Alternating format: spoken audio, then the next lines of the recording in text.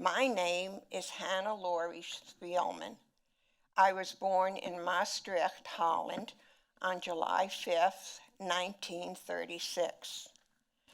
My parents were Helen and Alexander Spielman. As you can see where Maastricht is on the calendar, which was very close to Belgium and as well as Germany. I had 3 siblings. Bernard was the oldest and was born in Essen, Germany. Nathan, myself, and I, and Edith were born in Maastricht. My mother was born in New York City to German immigrants.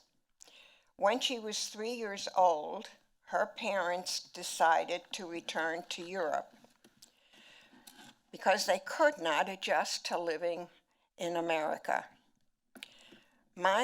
All my life, I believed my father, Alexander, was born in Austria, but recently I learned he might have been born in Poland on September 15, 1905. He was an optician and founded the International Optical Syndicate. My father was on a business trip to Essen, Germany, when he met my mother. My mother was working at her uncle's shirt factory as a seamstress when she met my father, and they quickly fell in love. They were married in 1932. My mother gave birth to their first child, Bernard, shortly after that. This was the same time that Hitler started to gain power in Germany.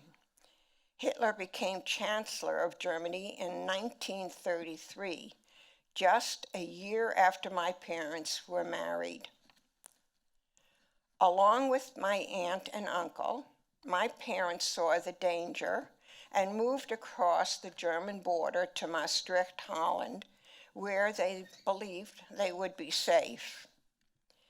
Here in Maastricht, I and 2 more siblings were born.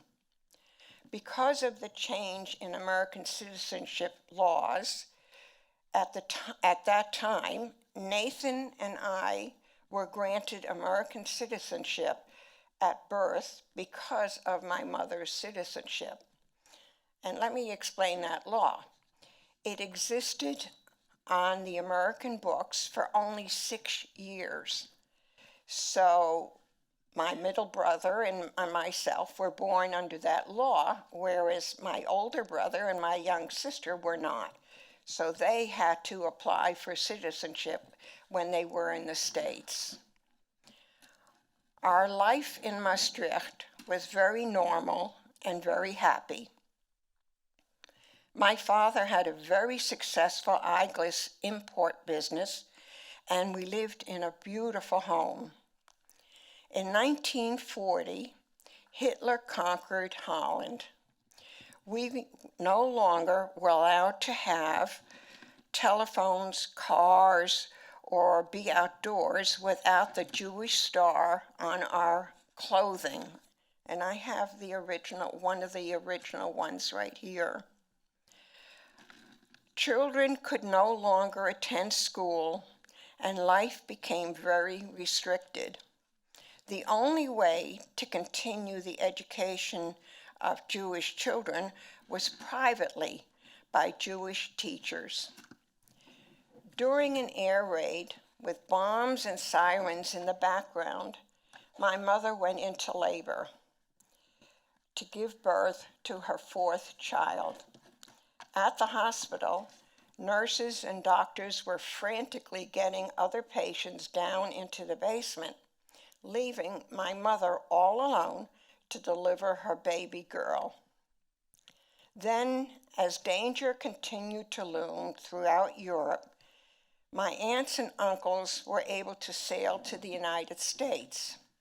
Before departing, they tried to convince my parents to leave with them. At that time, my father was a disbeliever who did not think that Hitler would come into Holland. But my parents decided to try and flee Europe anyway in late 1942. My family packed up our belongings into boxes and ready to get on a ship destined for America. But we were unable to get travel documents or visas for my father, older brother, and my younger sister, since they were not American citizens. Unfortunately, by the time we tried to leave, the last ship departed before we could leave the port of Holland, and you will see on the screen that that is the original ship. During this time, people all over Europe would take great risks to help Jewish people in whatever way they could: food, shelter, information, and continuing education for Jewish children. However, there were many people who could not be trusted, who would turn in Jews if given the chance because they were afraid and hoped to gain benefits from the Nazis. A generous neighbor offered to store the valuables that our family had crated for departure.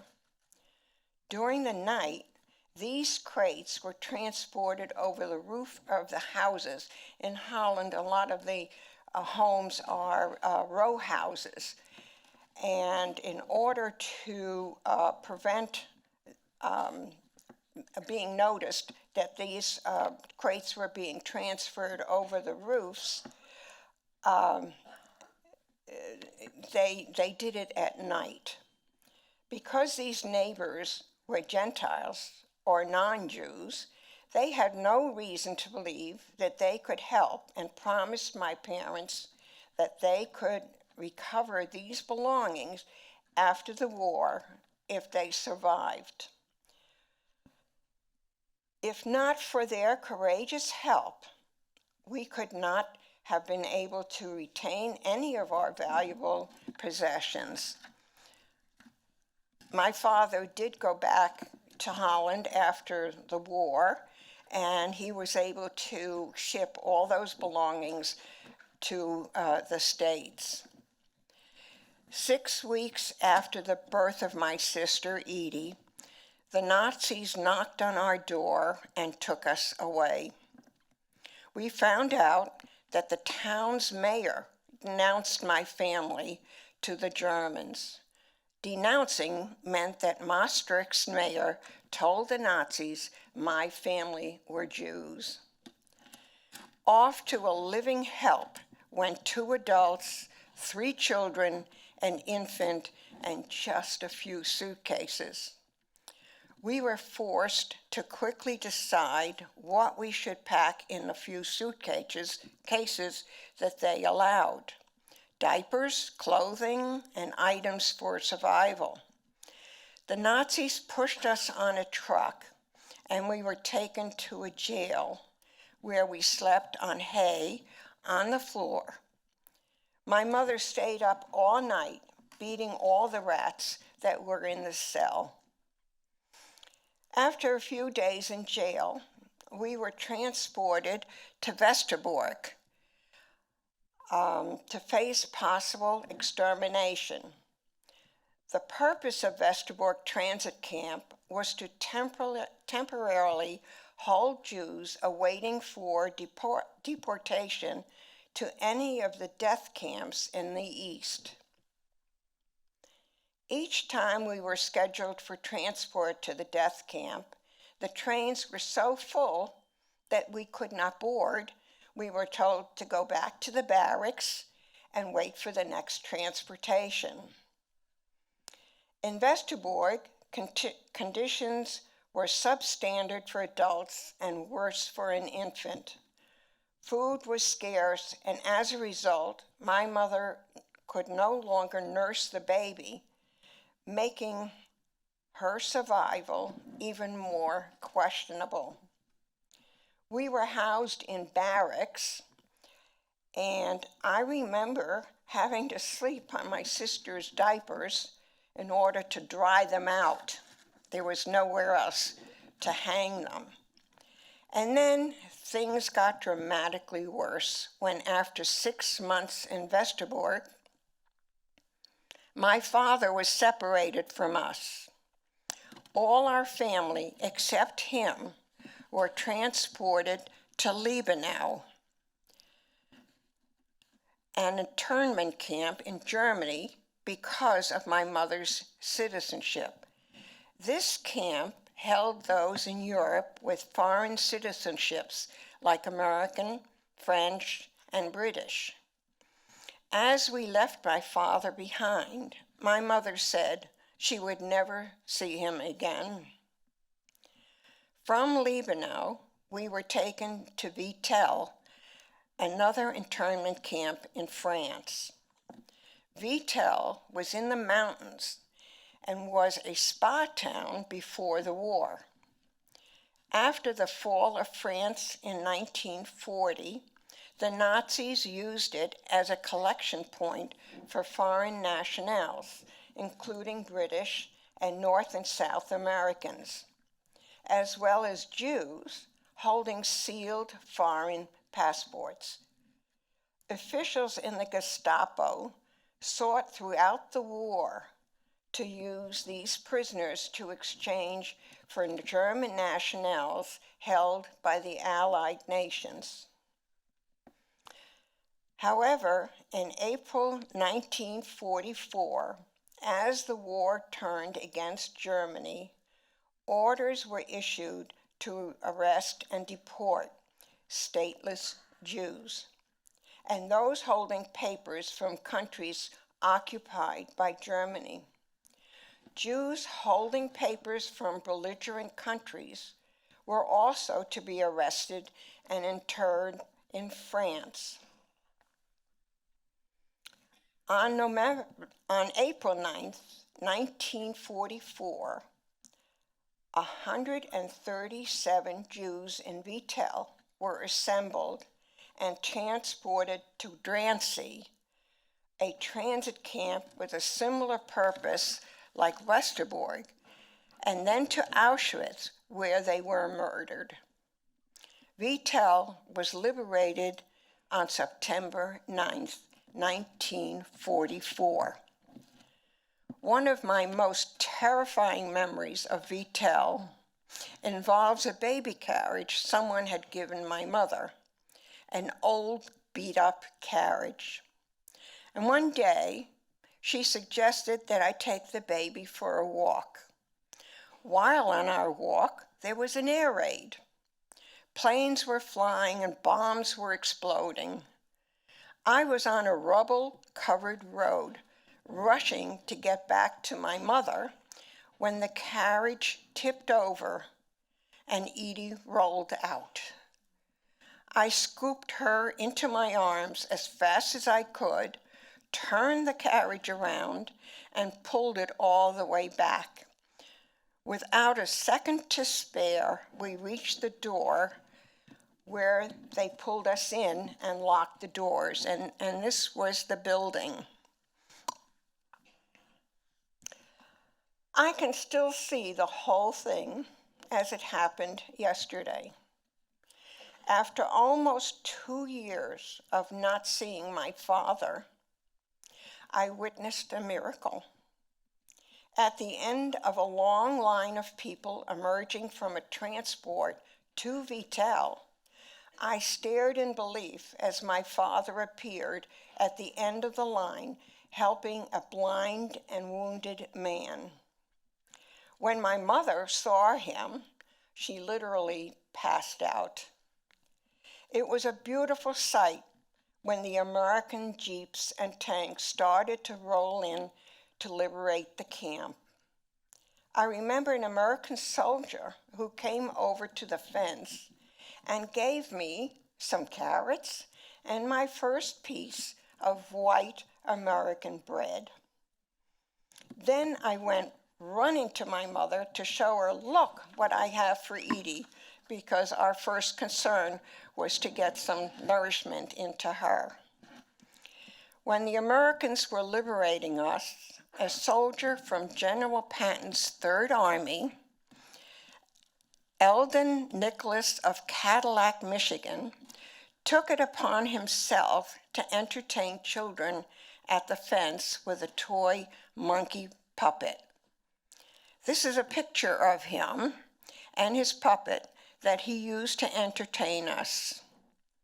I am going to play this video that was captured by a humanitarian organization that includes the puppet show and my family.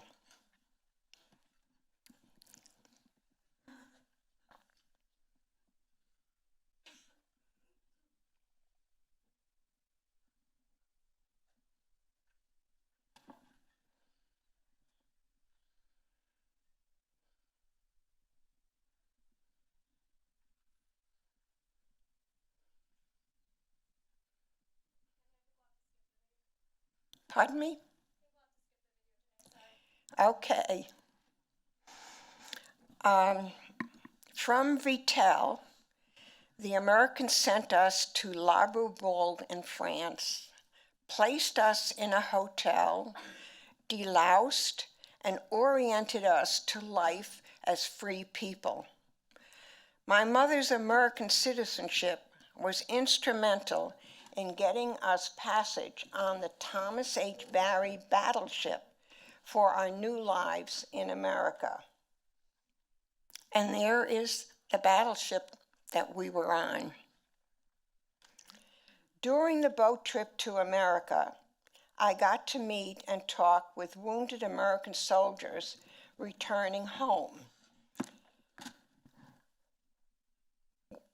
When we were allowed to visit with them, it was amazing because they all put on this beautiful smile in spite of all the pain. The journey took longer since World War II was still going on. They had to avoid running into German submarines. Upon arrival in Boston, we were greeted with donuts and chocolate, and by this day, I still am extremely fond of donuts.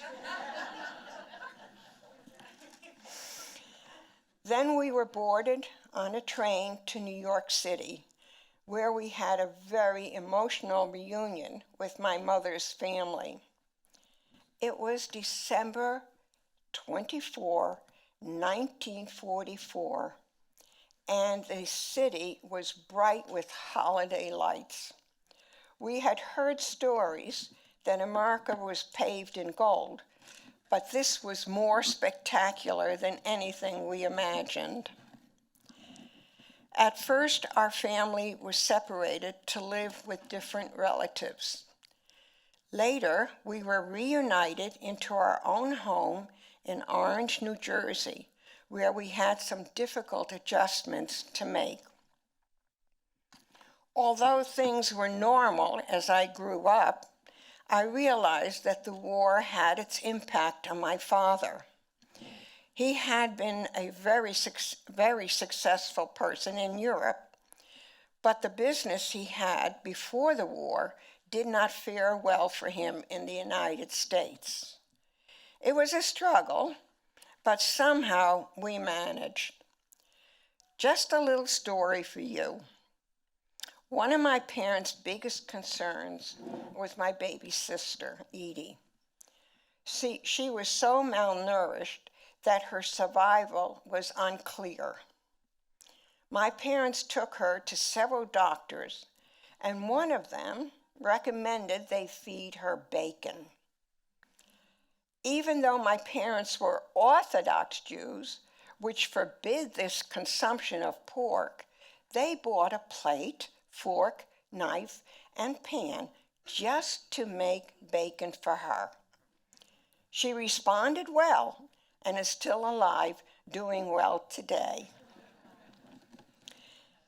After high school, I met and married Herb Schrob, and that was the beginning of a very exciting life for me. He showed me the world, and that helped me to develop the self-esteem that I never had. We were blessed with 4 beautiful children, Michelle, Amy, David, and Alan.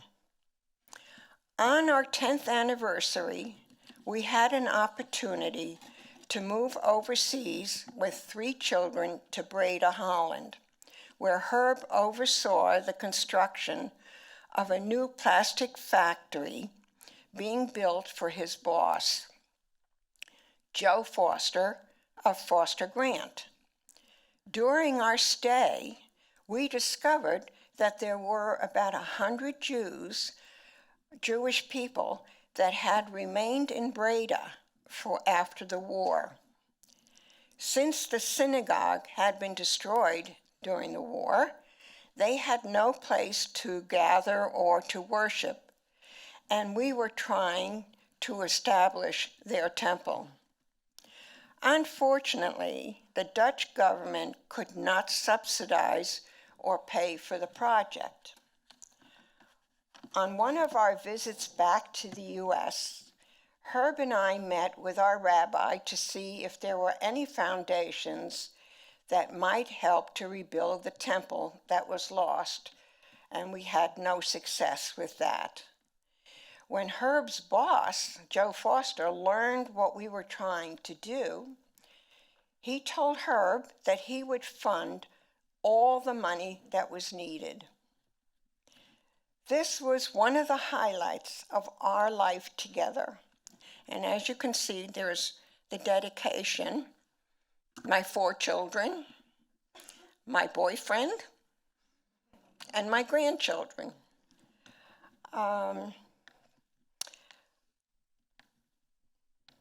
It meant so much to us to help give these Dutch Jews a place to pray again and to keep their Jewish community together.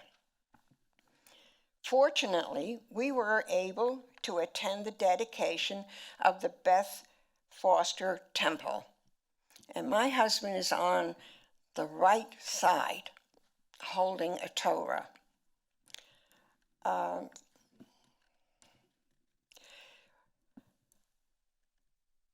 All the dignitaries of the city of Breda were there to welcome the new Jewish community.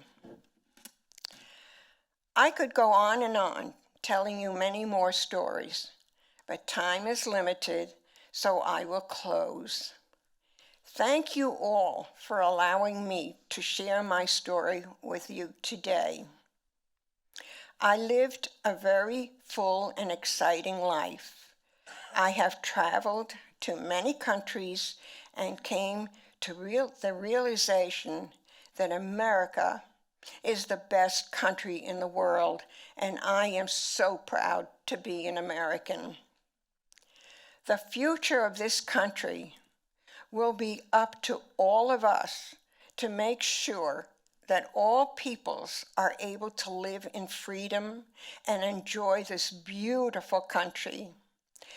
Let us all do away with anti-Semitism and the hatred that now exists in our country. May God bless you all and the USA. I want to give thanks to all those wonderful people of this museum who helped me with my presentation. They are the best, and they have continued to let us all know what happened, and hopefully that it won't happen again. Thank you all.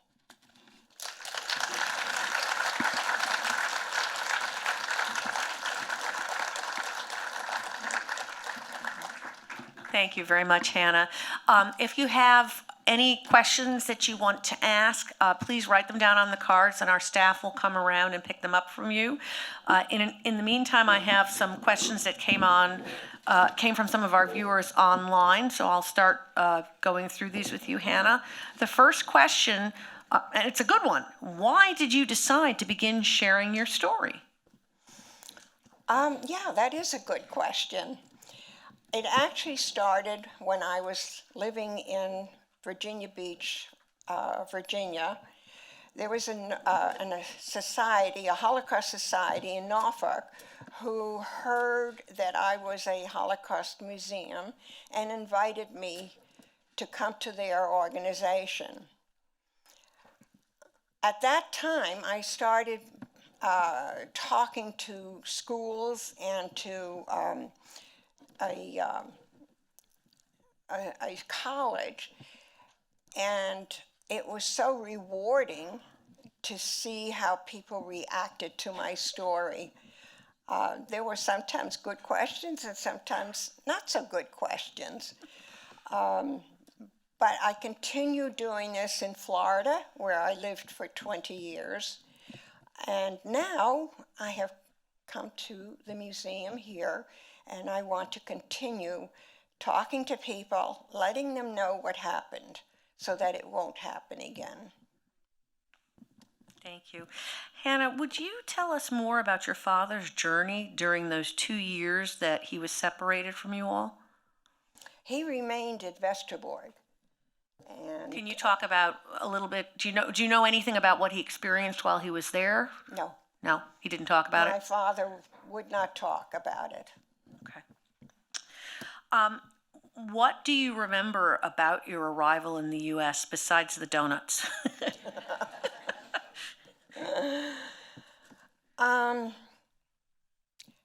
How good life is here in America. I was given the opportunity to become educated. I had never gone to school prior to my arrival, and I was 9 years old, 9.5, and they placed me in kindergarten because I didn't speak any English. And I remained there for about a month, catching up a little, and then they put me in first grade for a little while. And then I went on to second grade. This all occurred within a year until I was in my right grade.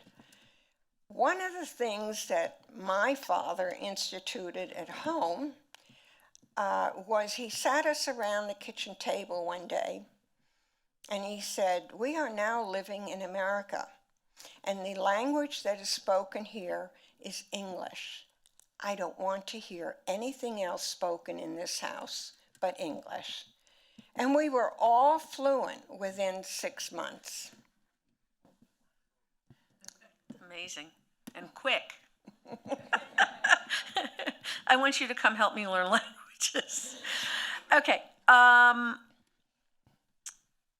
So, one quick follow-up to that question, and then we have more questions, but we're going to take a break for a moment and play the video because I've gotten it to work. But the follow-up question, it's vitally important, is what's your favorite donut flavor?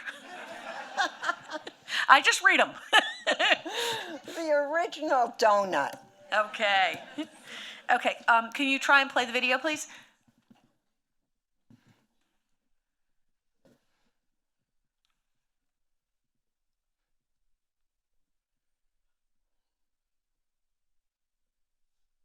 That's my sister, my baby sister.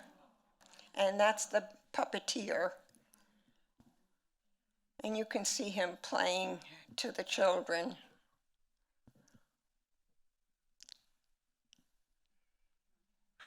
That's not mine. There she is again, and that's my mom.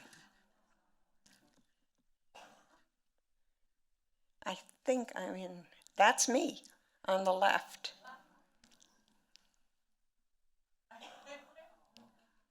Wow.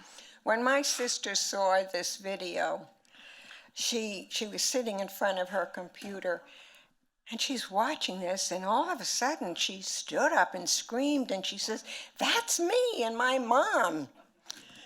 It was unbelievable that they had this video, and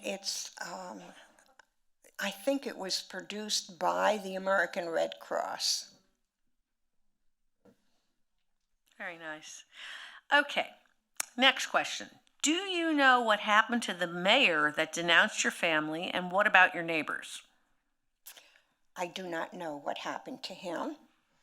I do know about my neighbors, and I can, they were the ones that had stored all the family treasures, and the ones that my father was able to retrieve. When I went to Holland to live with my husband, he came to me one day and he says, let's take a ride. We're going to go to Maastricht. We're going to go to the street that you lived on. I said, okay, that's a good idea. On the way there, I described to him exactly how I remembered it, the whole inside of the house. We get to Maastricht, and we go to the house, and we knock on the door, and this lovely young woman answered the door, and I explained to her who I was. I said, I am the Spielman's daughter. And she says, oh my goodness, I remember your parents. And she invited us in for a cup of coffee, and afterwards, she offered us to wander around the house all on our own, and which we did. And then we went back in the car, and my husband said to me, I can't believe it. You described that house to a T. I remembered every room. I remembered my parents' bedroom. I remember the kitchen. And it was amazing that at a 6.5 years old, I could remember all that. Hanna, when did you move to Dallas, and what occupations did your family hold once you arrived? And I know your story, but you can. When I came to Dallas? Right. So they're missing that you came to Dallas very recently. So talk Yes. about what you did when you once you grew up. What you did in the U.S. Well, the way I came to Dallas was that it was during COVID, and I was talking to my son one day, and I said, you know, I really don't feel alive anymore.